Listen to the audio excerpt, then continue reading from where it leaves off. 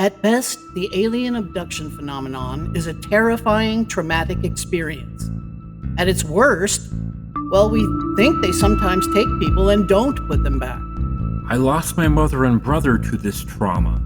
He murdered her, then killed himself. These women are being used as human incubators, with all their children stolen away into the night. A 6-foot-tall entity of blue-white light paralyzed me, then bent down and said into my ear, "Hi, Steve." It knew my name. We hear gruesome stories of experiments and dissections. Imagine dying on a metal table while paralyzed, surrounded by alien faces. It's a real horror story. Good evening, everyone, and welcome to our show on Gnostic TV called Abductions 101, UFOs and the Paranormal Connection. We're your hosts, Leslie and Stephen Shaw. Hello, Leslie. Hi. And we are the authors of the UFO book, Who They Are and What They're Up To.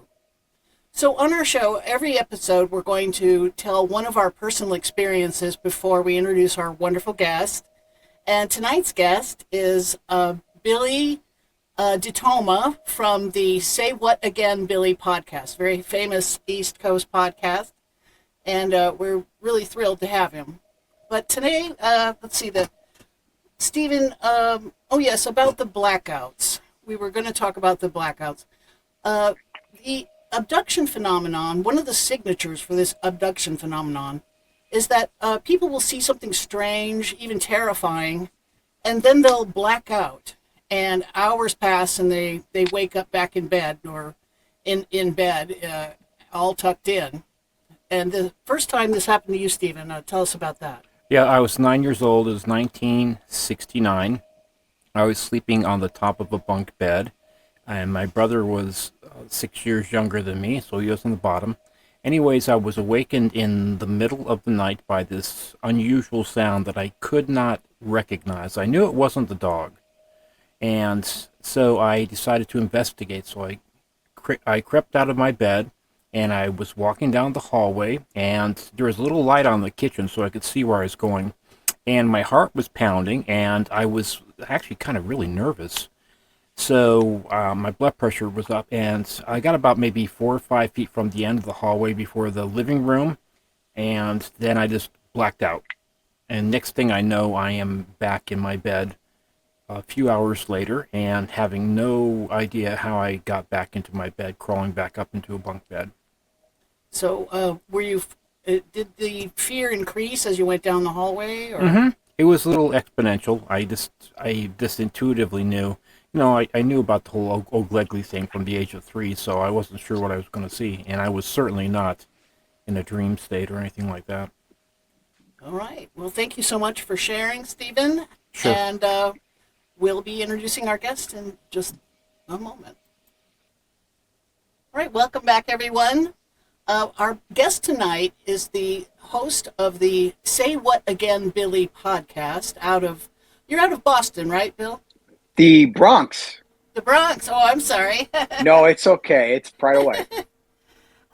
So Billy DeToma is, he caught the paranormal bug from his mother's love of horror movies and true paranormal accounts. Then he and his family witnessed a mass UFO sighting that cemented his interest into a passion.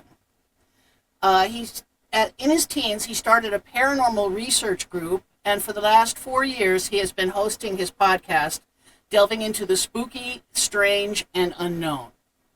So welcome, Billy. Thank you for having me on, guys. It's a honor to be in front of you guys. Thanks so much.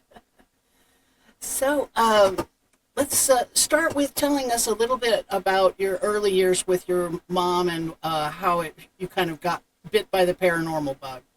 Sure. So we grew up in a apartment building, and we had close quarters. So whatever my mom had on TV, I was watching. She would watch Unsolved Mysteries, which was a really good show. Had a lot of the murder mysteries, things that went unsolved, obviously. And then they always threw in a paranormal episode. something with UFOs or something with ghosts or psychics, things to that nature. It always intrigued me, but I never believed.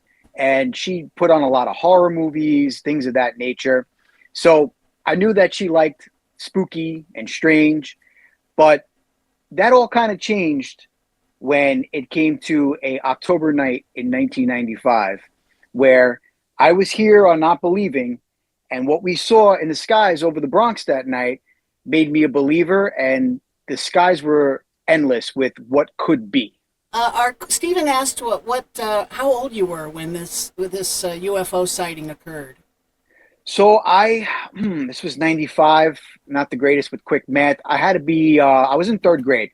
So I was probably 8 years old, 7 years old. And it happened over the Bronx, New York. And we were driving down Bronxdale Avenue, past a very famous restaurant over there.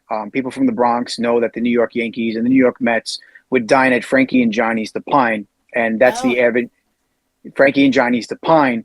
And that was the avenue where we were driving down to go to a candy store where my father was good friends with the owner. So to end Halloween night, because this did happen on Halloween night of all nights, to end Halloween night, we were going to go to my dad's friend's store to get the remainder of the candy. He would give it to me and my brother. And my mother and father, they don't like to lie or draw attention to themselves. Granted, it was just us four in the car, my brother, my mom and dad, and myself. And my dad pointed to the sky, and there's this tower there that the name of the tower is Janelle's Tower. It's a gigantic condo apartment building. And above the tower was a very bright yellow disc hovering very close to the tower. So if the tower tip was here, I would say another 600-700 feet in the air was this really large circular disc yellow object. It was very yellow. And it was so distinct that I can remember to this day that I could see the black windows on the top portion of the disc shape. It was like black windows going around, perfect circle disc hovering over this building very slowly. And it was so close that when we tried to go around the corner to get under it, like go around the corner in front of this tower, in front of the building, and look up, you could see like the brightness through the trees, because there are a lot of trees around there as well. And we came back around to the main avenue of Bronxdale Avenue to try to see it again. And within that short minute and a half of seeing it initially, driving around the corner to go back onto the main avenue, the object just vanished. Mind you, it was very slow. There was no sounds of a propeller. There was no illumination, as like best analogy I can give is the Batman symbol. When you project the Batman symbol in the sky, is a trail of light, and then the Batman symbol appears in the clouds. Yeah. There was no illumination.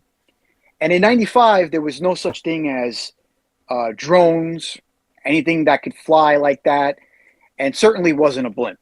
Because even at that age, I can tell the difference between a blimp and whatever this object was. What color was it? He said orange. Yellow, right? Yellow. Right? Yeah. It was very yellow. I could remember very vividly that it was a yellow disc-shaped object hovering above this building in the Bronx in 1995. Halloween night, October 31st. And then a lot of people saw it, right? It was like a mass sighting in the area? Yes, quite a few people saw it. And you guys recall me saying that it was very close to this building. So when we finally parked at the candy store, my dad's friend's place, there was kids outside, teenagers, older than I. And I remember very vividly one of them saying, "It was so close, I was trying to throw an egg at it." Obviously that wasn't going to happen.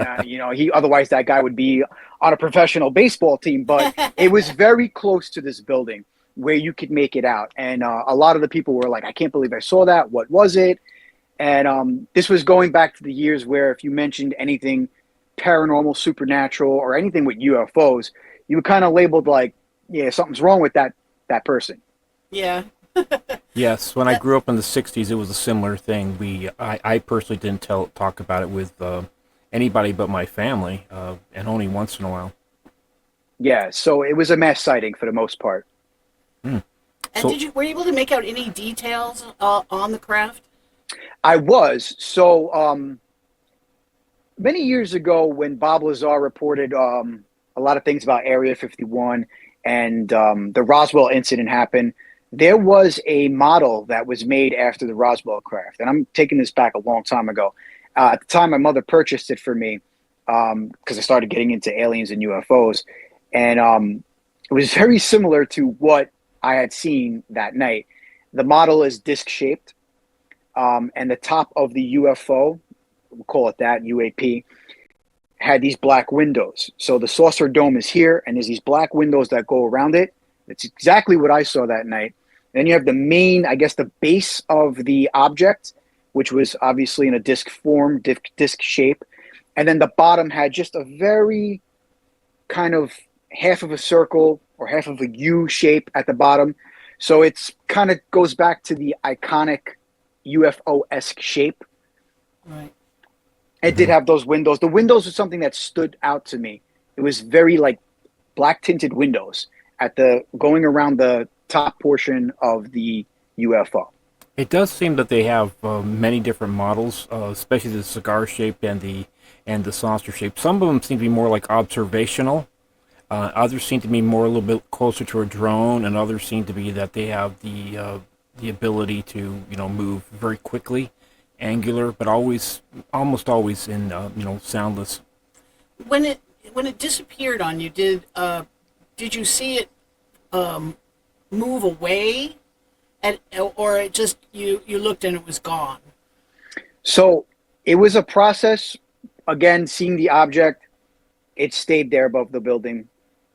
It looked like it as if it wasn't moving, but it was on a very short tilt. So now at that point, I'm excited. So when we got to the end of the avenue to make the turn to where the building was, I told my dad, I said, you got to go around the corner. We got to go under it. We got to see it. So when you make the turn around the corner and you're in front of the building where this object was flying over, there's some trees there. And I looked up and you could see a little bit of light. And when we went around the corner to go back onto the main street, the object was gone. So I didn't see it per se leave or vanish or take off. We did see a little bit of light when we drove in front of the tower, Janal's Tower, the building. And then when we got back onto the main street, it was gone. And I would say, if you want a time span of how long the sighting lasted for us, for my family, it had to be less than a minute and a half, 2 minutes, because the lights changed fairly quickly from red to green. There was about 2 traffic lights, and got to the corner, made the right across around the corner to in front of the building, looked up, went back around the corner, it was gone. So anywhere between the time span of a minute to a minute and a half, max 2 minutes. Mm-hmm. So I have to ask, of course, now that was a time period when it was kind of taboo to be really talking about this stuff. Did it make any news? Did it make any the newspapers or any comments by anybody that you know of? I did not hear anything on the news that I could recall at that age. However, years later, when internet became a thing and I started, my podcast, I did some research in that year of UFO sightings. Okay. And there is a video I saved that I can send you after this is all said and done. In 1995 or 96, because it was either 95 or 96, I feel like it was 95, there was a VHS recording in Miami, Florida, days prior, I believe on October 26th or October 27th. And this person that took this VHS shot in Miami, Florida, saw the object, filmed it, and it just was like a ball of light. Now, VHS cameras focusing on light was not a really good thing. It's not like iPhones and the technical savvy stuff that we have now. Yeah. And it was just when this person filmed it, it was like a ball of light. But when he did focus, it looked identical to what I saw just days later in Bronx, New York. Mind you, this VHS recording was in Miami, Florida on October 26th, the same year, 95, 96. Mm-hmm. And days later in the Bronx, almost the identical object was seen by myself, my family, and other people that were in that area of Bronx, New York, near Janal's Towers. Yeah, they do get around. Yeah, they seem to come in patches, too. That makes absolute sense. Mm-hmm. Mm-hmm. Is that area known for its UFOs? I know parts of New York, like the Hudson Valley, is famous for. for So sightings? the Bronx, there's a lot of weird things that happen in the Bronx. But as far as paranormal happenings and UFO sightings, no. Hudson Valley, which is fairly close to me, it's like I could just get in a car and drive up north and be there in under 40 minutes to an hour. There's a lot of stuff that happens over there. The Bronx with the UFO sightings, no. I did end up later, in my later years, meeting someone that lived in the building.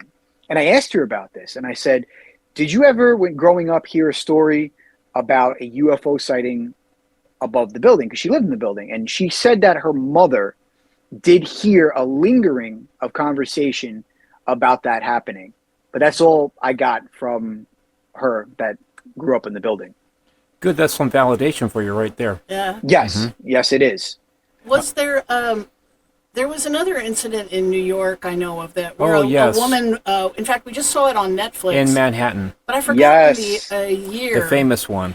Was it you that told us about the It Netflix was. show? It was. It was, So we yes. checked it out and saw it and Yeah, I- Bud Hopkins was the primary investigator. for that yeah, one. Yeah. and Linda was the woman who was the main focus of the documentary. Boy, She that was was the one that controversial. was seen floating up in the air, being Yes, taken by the yes. ship. Was I that did tell you- before or after your incident? Don't quote me on this. I want to say I have two dates. And like I told you guys that day, when I told you about it, I was in and out of sleep because I watch these things at night.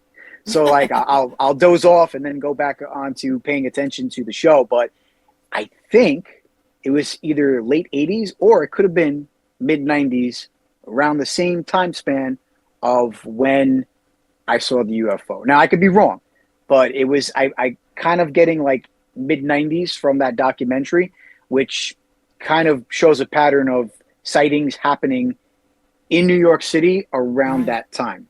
I think it was either 94 or 98. Now we'll have to look it We'll up. have to look that up. And it's embarrassing. You see something and you try and encode all this information and the little details like that. I can't remember her last name, but I remember her first name was Linda. Yeah. Numbers are hard to retain, especially if you're not great at math like myself. Yeah, and I have the same problem with all of this information in our book. People say, expect us to have it all memorized, and I frequently have to look it up again myself, because there's so much detail to remember. Yeah, Exactly, the minutia yeah. is hard. Yeah. But Yes. it seems like what shocked me the most about that incident was how brazen, how bold, they were taking this woman out of her bed, her bedroom, while she was, in the middle of New York City. And of course, there were like 23 witnesses. Yeah, because there were 23 that came forward. even in the middle of the night, there's always New Yorkers on the street. Well, that was because there was a blackout at the time, too. Oh, yes, right. They had the power. I guess they had a dampening field of some kind that actually caused that whole part of the city to go black. Right. And so a lot of people came out, I guess, of their apartments and buildings into the street, and She also has an interesting ethnic background, too. Remember? well, she's Italian. Yeah, but it looks like she might be like a little bit of Basque, too. Yeah. There's the Basque people keep coming up in the UFO phenomena somehow. Not sure why, but for instance, like 4 out of 10 people that are taken are Rh negative, and the highest incident of Rh negative people are Basques, and so they are disproportionately taking more Basques. But we don't know if it's because they're after Basques and therefore taking more Rh negative, or they're after Rh negative and therefore taking more Basques. So it made me, and her facial features reminded me of the Basque people, and I was wondering, I was going to try and look up her if she had any of that in her background too. Yeah, very, very interesting person for that documentary. They don't really portray her as someone that's valuable in their information or that you can trust them. I mean, you watch the first few seconds of the documentary, and she's chain smoking, and they have the camera zoomed in on her face, and they're kind of already portraying her as someone like, I don't trust this person. That's kind of like almost like mobster movie-esque when they pan to the bad guy and they're smoking and they're dark. It's just you know what I mean? But it's interesting because my co-host Joey always says, like, how many people miss things, especially in New York City? They're so focused on the hustle and bustle of city life. How many people actually get the opportunity to just stop and look up at anything, the stars, and just look at the birds and anything that's going on? And there's so much hustle and bustle that these things are bold, but they've probably been studying us for a long time, watching us evolve in our habits as humans. And when you get to the 50s, where cities are established, we're getting better automobiles and things of that nature, jobs are picking up more and more, progressing throughout the decades. You get to the 90s in New York City, where everything is just at that high pace. Boom, boom, boom. They could do that because no one's looking up. They could get away with it, huh? Only the tourists look up, right? Isn't that how you spot a tourist?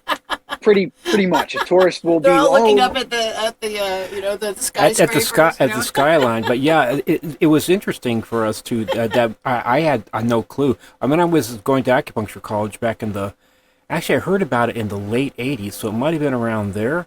I heard about this sometime around there, late 80s, early 90s, and I did not know that there was a blackout. So obviously when there's a blackout, people are going to be not just, they're going to disconnect from the hustle and bustle for a little while, at least to say, okay, what's going on? When's the lights going to come back on? I would assume. And that's why I was actually kind of surprised there were 23 people that came forward and said, this is exactly what we saw. And they described the same thing. Yeah. But, of course, there was on the other side, there was a videographer that was basically the girlfriend of Bud Hopkins that really was jealous of Linda. You could tell from the very beginning that, Bud was a little sweet on her and this kind of stuff, right? And he was doing all these, these regressions, right? So you could tell that her motivation really was to throw them both under the bus at the end. Yeah, it was kind of sad that she was, essentially sabotaging his legacy too. Yeah. After the end. It was interesting. That's for sure. I believed Linda. For one thing, she showed pictures of her early face, and her early face doesn't have this bump on her nose. Oh yeah, that right too. They found. Yeah, right. She pointed, and sure enough, there's like a bump on one side of her nose, and they had the X-ray of. Done at that side of the nose, right? And it's showing this weird curly Q piece of metal that's up inside her nose. In the nasal cavity, yes. Mm-hmm. And of course, the skeptic, she points out correctly that all you have to do is tape something on the outside of your nose, and if it's metal, it'll show up on the X-ray like it's in there. But the testimony of her doctor that said she had scarring on the inside of her nose, looked like she'd had nasal surgery, and so I believe her, and also the fact that there's a bump now there that wasn't there before. And you can see it. You can see it externally. We saw it. We could see it. So if I recall correctly, I actually, because remember, again, I was in and out of watching a documentary, falling asleep, but I do recall the doctor asking her, "Did you have surgery on your nose?" Correct. And correct. She said no. So something did happen, and it's validated by the doctor and his notes and patient reports, I would assume, and the X-ray, of course. Yes, and you don't go into an X-ray with any kind of jewelry on or anything of that nature. They tell you to take the stuff off, and they put the lead gown on you and take the appropriate areas of where they're X-raying. So for that to be taped to her nose just to get some kind of future evidence that she could use for her fame and fortune is just kind of ridiculous. Yeah, and this X-ray tech would have to be in on it too, and right. And they have enough money; they don't need her pennies and dimes. Like, if you do this, no. And she didn't want her name associated, but she said, "Okay, as long as you don't use my name," as the doctor said, "I will go on record." As far as validating that, yes, this is what I saw. And it was not a hoax. So right. It's just you could see pretty quickly on. I could at least that there was some jealousy going on there. Female jealousy. They were both really good-looking women when they were younger. I could see why they would be jealous of each other. Right. So, but she's married with kids, and her kids experienced it too. And supposedly that she was coaching Her son. her son to say this stuff, and I didn't. And her, she was saying that Linda, when she was under hypnosis, wasn't sounding kind of slurred and drunk like some people sound under hypnosis. But I looked that up, and it's not. It's actually not the slurred speech during hypnosis. It's not the rule, certainly. In fact, it's not even the most likely scenario. So people speak quite clearly under hypnosis half the time. Yeah, at least. So, Yeah, the one time that I know that I was for sure hypnotized on my 19th birthday in 1979, I did not speak slurred at all. But, this person, Pat Collins, it was for my birthday at this club, the Pat Collins Hypnotist Club.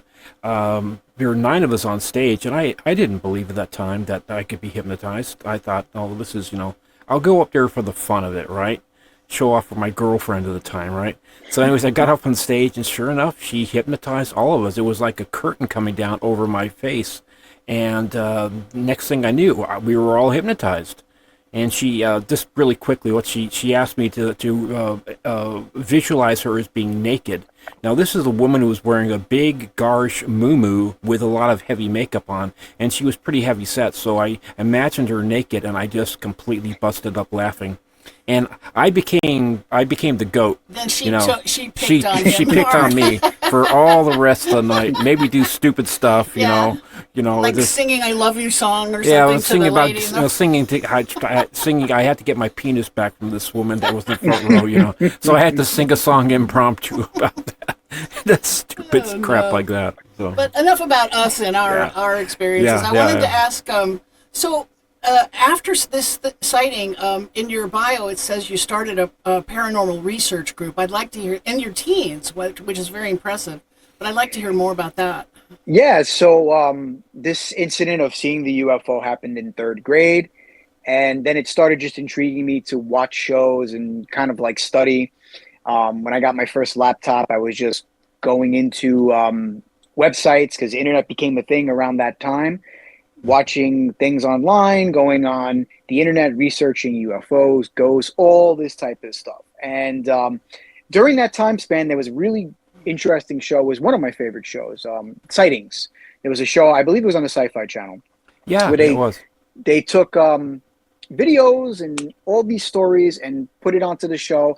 And that's something that my mom and I would watch religiously when it came on TV, which was cool because you're hearing these stories, you're seeing videos and photos and things of that nature. So right around the end of 8th grade, going into my freshman year of high school, I formed a group that would go to local. We started with like local haunts and stuff like that. So I got all my friends that were interested in this stuff. And ironically, a lot of my friends were interested in it. Some of them to this day, we're like, no, we just joined because it was something to do. None of us had cars and things of that nature. But I would hold I would hold meetings. So if my mother was here, she would say, yeah, he was always doing meetings at his grandmother's house, at our house. And we would talk about a whole bunch of weird things and then try to plan like where we could possibly go. Obviously, at that age, there's no such thing as kids driving at 13, 14 years old. So my father was a trooper, and he would take us to the places and we break out the equipment. I had went online. Troy Taylor was someone that was, I read his book, The Ghost Hunter's Manual by Troy Taylor. He was one of the first ghost hunters I started following, read his book, got his equipment, sent me an autographed book, and I followed his guidebook to ghost hunting. And then we had went to local places, people's houses that were alleged to be haunted. We went to Sleepy Hollow, to Sparta Cemetery, places that were close to the Bronx that we can get our fingers wet. Right. And then the family, because of my interest and my mom's interest, we planned trips to Salem, Massachusetts, and Gettysburg, Pennsylvania, which then became not only a family vacation, but it became a ghost hunt for the family, the DeToma ghost hunt. Salem, Massachusetts was like when I was 16, 17, and Gettysburg we had went twice. And Gettysburg was a very good experience both times. Very there must haunted. Be a lot of ghosts there, right? Super, super high in activity. I won't say it's haunted. There's people that don't believe that, but there's activity there that I can't explain. And as a paranormal investigator, when I go to a location, I don't go in there guns blazing saying everything is haunted. I try to go in there with the mindset that we're going to debunk the claims that are given to us by the homeowner, or if it's a business, by the business owner. And if we can't debunk these claims, or they give us video evidence from their end, and we can't debunk what's going on in that video, at the end of our investigation, if we're left with questions, something is going on that we can't scientifically explain. Right. That makes good sense from an investigative standpoint. Exactly. I like to be the logical skeptic myself too. And You so have to. And then you segued into your podcast fairly soon after that, or So that took, how long were you a paranormal investigator before that? so that took time. So my group went from the sophomore year of high school all the way into my 20s when I had got my first job, and then it died out. Everybody went their separate ways. People started, college or jobs and things of that nature. I started work very early. I did some college, and then I went right into the workforce. I started at a hospital at 20 years old, and I was there for 15 years. And went up the ladders a little bit. Started off in the engineering department and went to as a medical technician at a hospital in the Bronx. So it was a big pause from paranormal investigations to when I started the podcast. There was a couple of people that reached out with spooky stuff, and I just branched off on my own and grabbed a friend and went to do some stuff. But I found the whole podcasting world, and I was like, what can I talk about? And I was like, I know what I can talk about, something I'm highly interested in, and that's the paranormal. Right. And I just sat down one day and shot a pilot episode and checked back a week later. And I saw the analytics, and I had like 40, 50 listens in that week. And I was like, wow, people actually listen to me. Mind you, I didn't tell anyone I did it. So it was just random 50 people that listened. And I was like, all right, I'm going to start doing this right. I'm going to buy a mic. And I did it for 2.5, 3 years by myself. And then my co-host came on board, which happened to be good friends of mine, Joey and Nick. And we branched off into going back on investigations and going to locations. And now that's where I'm at, podcasting and kind of dabbling in investigations again.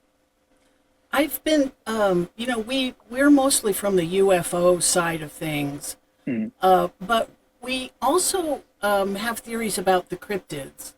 Our theory is that that UFOs are being flown by a branch of humanity that split away from us thousands of years ago, and that they are. It's really the Nordics who are the ones kind of in charge, the ones that look like Scandinavian humans. Right. But I think that they utilize genetic manipulation just like we use any tool. And all of these crazy cryptids that are being seen might be they're dabbling with their experimentations. I was wondering if you had an opinion on the cryptid sightings. Or if you've had guests that, that seem to be pretty spot on. So, when it comes to the cryptids, there's just so many of them, right? Yes. And this is very cliche to mention Bigfoot. He's the cryptid. That is the most talked about cryptid in the world. And for the most part, Bigfoot sightings go from the United States, all over the United States, Alaska, even to Russia. There's sightings of Sasquatch or Bigfoot. And the Yeti in the Yeti, abominable snowman, all these different names for this bipedal cryptid that spans from 6 to 8 to sometimes 9, 10 feet tall.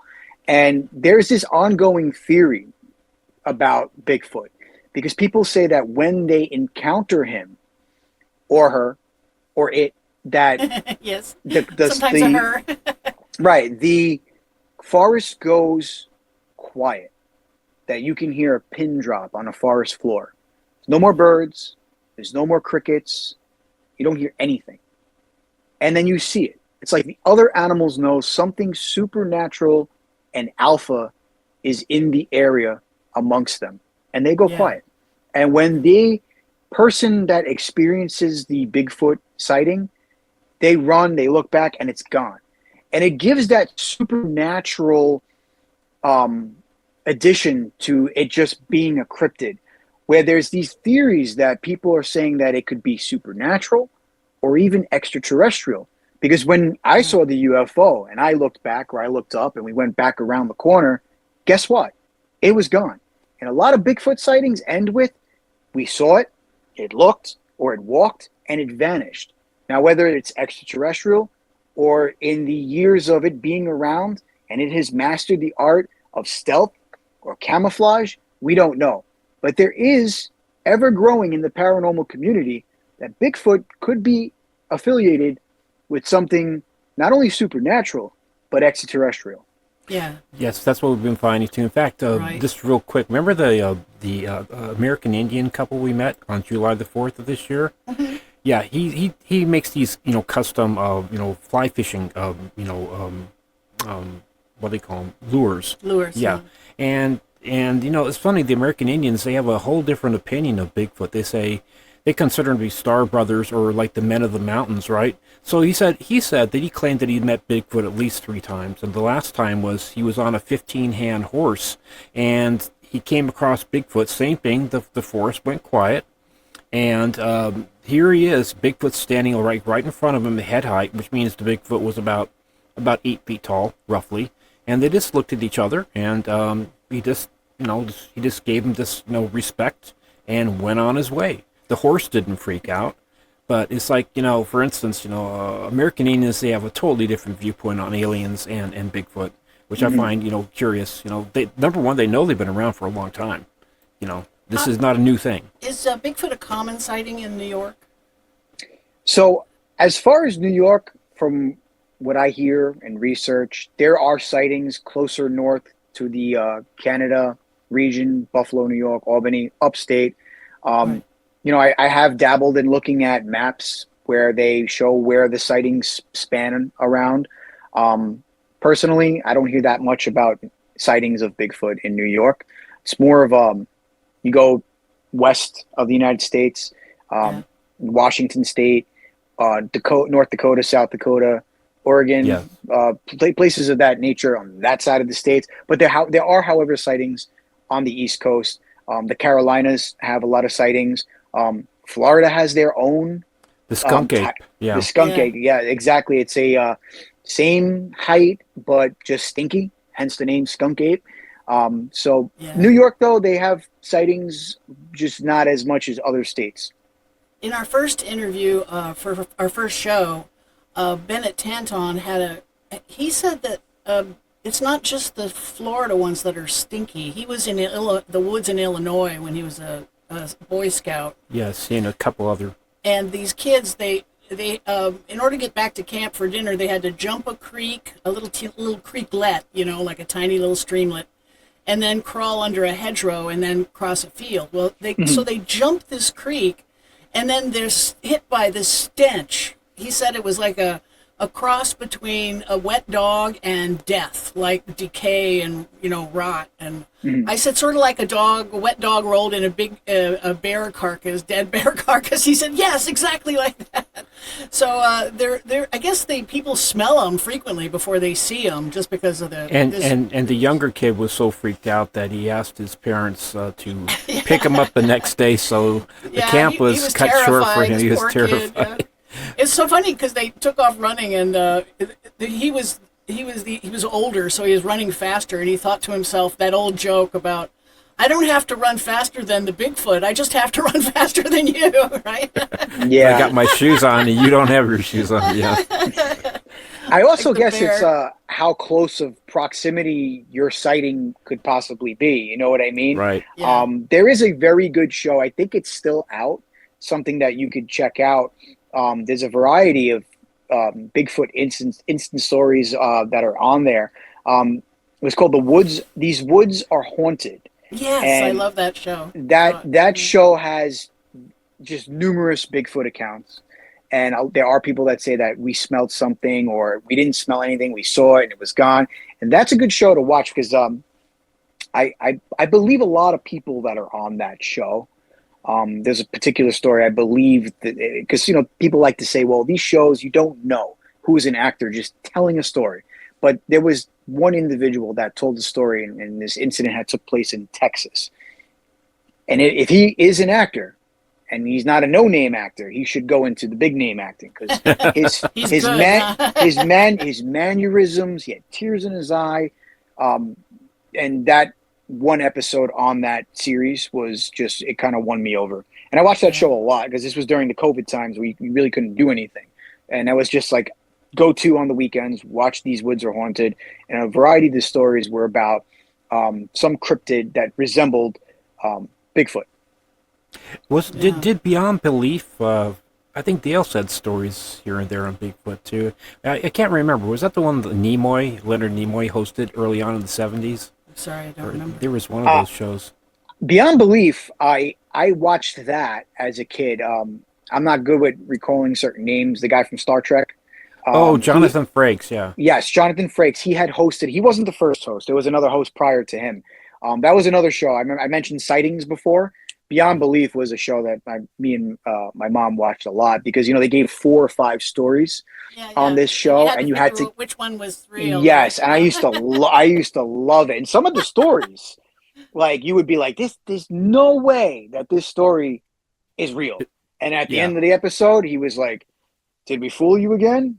This story is fact." It's and real, it's real. And I would be just blown away as a kid, coming off seeing a UFO and now hearing these stories that had, ranged in ghosts, UFOs. I was like, this is crazy, There was that one that I saw that I thought, oh, come on, this has to be fake. The one where the kid got stuck, or a person got stuck inside a vault, and they had no way of opening the vault. And this woman just appears out of nowhere, says, "Oh, I can help out." And so she basically used a stethoscope or something like that, and she figured out the combination, and she opened the vault, and she got the person that was almost suffocating. And then they went to go and thank her, and she is gone.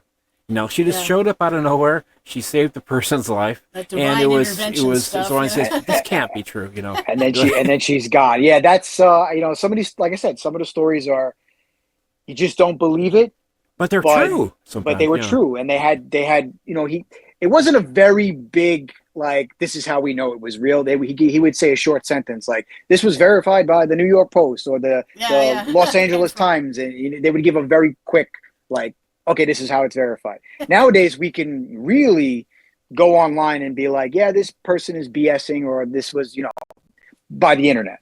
Yeah. Right, sure. I wanted to ask, Stephen and I equate the vampire mythos and the incubus and the succubus mythos to the alien abduction phenomenon. They come at night, right? They're powerful. They can paralyze their victims. They steal DNA in the form of blood. They return to the same victim many times. And they have intercourse. And then there's the incubus ones where a woman claims to be raped by a demon and she gets pregnant, and then the pregnancy never comes to term. Just like in where the fetus is stolen with the abduction phenomenon, right? But there's this thing with these black-eyed children, and I always thought that the black-eyed children, maybe they're, we know they're breeding with us, maybe they're alien hybrids, the children. But everyone who reports them being incredibly menacing and evil and malevolent almost, and I'm really not sure where the demonology and the ufology community overlap, and I was wondering if you had any guests that were experts on that, or if you had an opinion yourself. I have an opinion. I haven't had really a lot of guests speak on behalf of the incubus, succubus, or the black-eyed children. I mean, for the paranormal world, when it goes just into the ghosts category or demonology, black-eyed children could be one of two things: spirit of children that have passed and confusion of why they are not here on the physical earth anymore, and the sorrow and the negativity of realizing I'm dead just creates this, their eyes are just black. But then you go into the demon aspect of they're demons and the shape of a child. And demons' objective is to trick you, to fool you, to lure you in. And what better way to lure you in is using kids as the the vessel to trick you. Right. As far as the incubus and the succubus, that's something that it's been painted in history, in old paintings, and it's been in books and things of that nature. Of course, the succubus for the male, and the incubus for the female, or and that incubus, succubus, two different types of demon, accordingly to the sex. And then, in regards to that, there's a documentary that was done that I watched on Unusual Terms. My wife asked me to watch this documentary because she was studying something in school, and her professor had asked her to watch the documentary. So she was like, "Babe, do you want to watch it with me?" And I was like, "Sure, why not?" And within the first 10 minutes of watching this documentary, which is called The Nightmare, she was terrified because she doesn't like what I do. She doesn't like this type of stuff. And she's terrified, blankets are up, and I'm like this, like, whoa, like this is awesome. Like I'm glad I agreed to watch this. You're And riveted, yeah. I'm ready. Steve, I'm ready to go. And Right up in your alley. in the documentary, there's about 10 people that are interviewed, and they're mentioning the man in the hat, shadow people, and a few of these individuals saw that when they were paralyzed, they mentioned the sleep paralysis demon sitting on their chest. A lot of them saw the man in the hat accompanied by two other entities that were pitch black. But there were a few people that mentioning seeing a being with a different shaped head and black eyes, similar to gray aliens, and almost very similar to your story where you were partially paralyzed and you saw something come in and, say, "Hi, Stephen." And that documentary just kind of, when it ended, anything I thought was just strictly paranormal, kind of, I had to like erase it and put it back on the table. Like, this could possibly be extraterrestrial, and that's the beauty of this field, covering it in totality. So you're never going to have an answer. You don't know if it's just extraterrestrial. You don't know if it's just ghost and all this stuff, or you don't know if it's all conjoined and we're just missing something. You know what I mean? Yeah, Yes. when I was between, I think, the age of 6 and 10, I would have this recurring. It wasn't even a dream, really. It was, I would see this tall, skinny figure of a man with a black hat that was at the front door at night, and it would be the same thing. And then, of course, when I hit 18, when I had the experience with the tall, 6.5-foot tall, blue-eyed being that magnetized the coins in my pocket. But always for my family, for 4 generations, always appeared the same way, tall and skinny, sometimes black.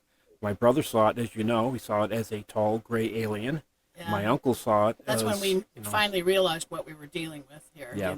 It took us, because, I like most people, I thought it was totally like a spiritual type thing, like a spiritual guide, or spirit guide called O'Glegley. So I just, there is this crossover, and I do believe that the incubus thing is just another example of, they're manipulating us in a sense. Well, like hauntings, I think hauntings are dearly departed who've gotten stuck here. I think. What do you think, Billy? I have so many theories now, but because now I've been studying this stuff and talking to so many people, and it just, I had spoke to someone that you would be very interested in talking to, my co-host Joey's father-in-law. He I got to use the word claimed. He claims to be a psychic, and he says that when you have free will, does it end here on Earth? And I said, yeah, you pass on, you go into the afterlife. He goes, no. He goes, your free will continues in the afterlife, where you choose where you want to go. You want to go to heaven? You want to stay here? You want to be reincarnated into something else? You choose. And he was very adamant about that. He claimed to be reincarnated himself. He claimed that he had recollection of being a German soldier. He said that at a certain age he was able to understand, speak German. He also had recollection of beyond World War II. His imagery that he was describing to me was World War II German soldier. I said, where did you pass away when you can get these accounts, these flashbacks of you being a German? And he said, I passed away from a wound in a forest. Clear as day, describing one of the world wars. So he kind of alluded that when you pass on, that you have an option to, with your free will that is in some religions, to choose whether or not you want to cross over and that's it, rest in peace, go to heaven, or you have the option to stay wandering around, or you have the option to be animated into something else of your choosing. And in a nutshell, that's what he told me. And that kind of blew my mind. Yeah, that's very interesting. My sister would kind of agree with that. Now she's taken up the mantle of being a ghost hunter. A ghost hunter up in northern England. Yeah. She uses Good, spirit good for boxes, her. and she and her husband use the FLIR. They visit a lot of old castles. They've done a lot. They've done a lot of that, and she keeps in contact with my mom, my dad, my brother, and even old Glegley. And she asked old Glegley, says, "Old Glegley, are you an alien?" He says, "No, I'm not an alien." So I've been with the Shaw bloodline for a Since long the time. Yeah. So that kind of fits with our theory that they really aren't. They're really kind of, they're really an advanced form of humans. And they're not coming here from distant star systems. Yeah, the interesting thing is that she said that mom and dad and my brother, they have chosen to stay here, and says that's the way things are done in this bloodline. We stay to help the people that are still alive, and to help, with the, the ones that are still alive, to give them guidance and that kind of stuff. Like I say, all the women apart from my aunt were all channels. We're all channelers and automatic writers for at least 4 generations. So we're almost out of time. I wanted to ask Billy. Oh shoot, are we really? Okay. I wanted to ask if you have anything special coming up that you want to share with the audience. Well, season 6 of my podcast, we went a whole year this year from 2024 on to going into 2025, just one season. So we're looking forward to season 6 and giving more content. We started the video game a little late, getting videos in conjunction with just audio podcasts. We're looking into going to more locations. People really seem to be digging not only the podcast, but taking my crew, my co-hosts and myself to locations that are haunted. Field, right? Yes, in the field. And, and I do have a location lined up where I didn't know that they do rentals to paranormal groups where you pay X amount of money and the place is yours, free roam for X amount of hours. And it's something I'm looking into. And when we get the people that are brave enough and bold enough to do that with myself, we're going to go, and you can see it. Well, I'll post the dates and all that stuff. Excellent. And where can people listen to your podcast? So the Say What Again Billy podcast can be heard wherever you get your podcast from. And you can also now go to the Say What Again Billy YouTube channel and watch the investigations and the podcast episodes on video. So that's youtube.com/ Say What Again Billy. Say What Again Billy. Yeah. Right. And the best way to do it is go on my Instagram page. It is swab_podcast, SWAB_podcast, which is the acronym for Say What Again Billy. And I have a link tree there with all the content predominantly posted on Instagram. And if you click the link tree, it gives you all the links to all the outlets that the Swab podcast is on. Fantastic. That's good. I'm glad we gave you a chance to promote. Thank you so much for being our guest tonight. I really appreciate it. Thank you so much for having me. Show. Oh yeah, of course. And we, we're thrilled to have you on, and with your, and hopefully your audience, your followers will visit us on Gnostic TV. And I love to share. You guys. You guys are just amazing. Very intelligent. We need more people like you in the field of paranormal in totality. We need more Leslie and Stevens to talk about this stuff. I share your links whenever I can. You guys are great. Thank you and the so same much. with you too. We need people like yourself that are willing to do the work. So hang on for just a second after the show, and we'll talk a little bit more.